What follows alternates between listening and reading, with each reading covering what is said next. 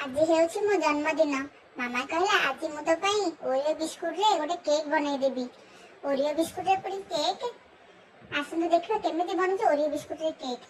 ଅଳ୍ପ କିଛି grinder ଜାରରେ Oreo biscuit ନେଇ ସେଥିରେ କିଛି ଅମୁଲ ଦେଇ ତା ଉପରେ ଅଳ୍ପ କିଛି କ୍ଷୀର ଦେଇଦେଲେ ସବୁକୁ ଭଲ ଭାବରେ ଗ୍ରାଇଣ୍ଡିଙ୍ଗ କରି ଏମିତି ଏକ ମିଶ୍ରଣ ପ୍ରସ୍ତୁତ ହେଲା।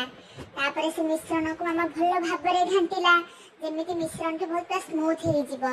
ତା ଉପରେ ଅଳ୍ପ ଗୋଟିଏ ଇନୋ ଦେଇ ତାପରେ ଟିକେ କ୍ଷୀର ପକେଇ ସେ ମିଶ୍ରଣକୁ ଆହୁରି ଭଲ ଭାବରେ କରିକି ଘାଣ୍ଟିଲା ଯେମିତି ମିଶ୍ରଣଟି ପୁରା ସ୍ମୁଥ ହେଇଯିବ। ତାପରେ ଗୋଟେ କେକ୍ ଟିନ୍ ନେଇ ସେଥିରେ ଅଳ୍ପ କିଛି ତେଲ ଲଗେଇ ତାପରେ ଅଳ୍ପ କିଛି ମଇଦା ଛିଞ୍ଚିଦେଲା। ତା ଉପରେ ସେ ମିଶ୍ରଣଟିକୁ ଢାଳିଦେଲା।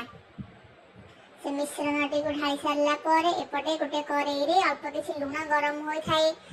ତା ଉପରେ ଗୋଟେ ଷ୍ଟାଣ୍ଡଟେ ନେଇ ମାମା ରଖିଦେଲା। ସେ ଷ୍ଟାଣ୍ଡଟି ରଖି ସାରିଲା ପରେ ସେ ଗୋଳଣିକୁ ନେଇ ତା ଉପରେ ରଖିଦେଲା।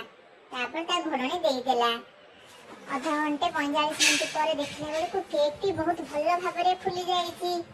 ଦେଖନ୍ତୁ କେମିତି କେଡ଼େ ସୁନ୍ଦର ଭାବରେ କେକ୍ଟି ହେଇଯାଇଛି। ତାପରେ ଗୋଟେ ଛୁରୀ ସାହାଯ୍ୟରେ ଦେଖିଲା ଯେ କେକ୍ଟି ଭିତରୁ ହେଇଛି ନା ନାହିଁ। ଆରେ ବାଃ, କେକ୍ଟି ତ ପୁରା ସମ୍ପୂର୍ଣ୍ଣ ଭାବରେ ହେଇଯାଇଛି ଭଲରେ। ତାପରେ ଟିକେ ସମୟ ପରେ କେକ୍ଟିକୁ ଭିତରୁ ବାହାର କରି ଦେଖନ୍ତୁ କେଡ଼େ ସୁନ୍ଦର ହେଇଛି ସେ କେକ୍। ତାପରେ ସେ କେକ୍ଟିକୁ ଆମର କଟା ହେଲା।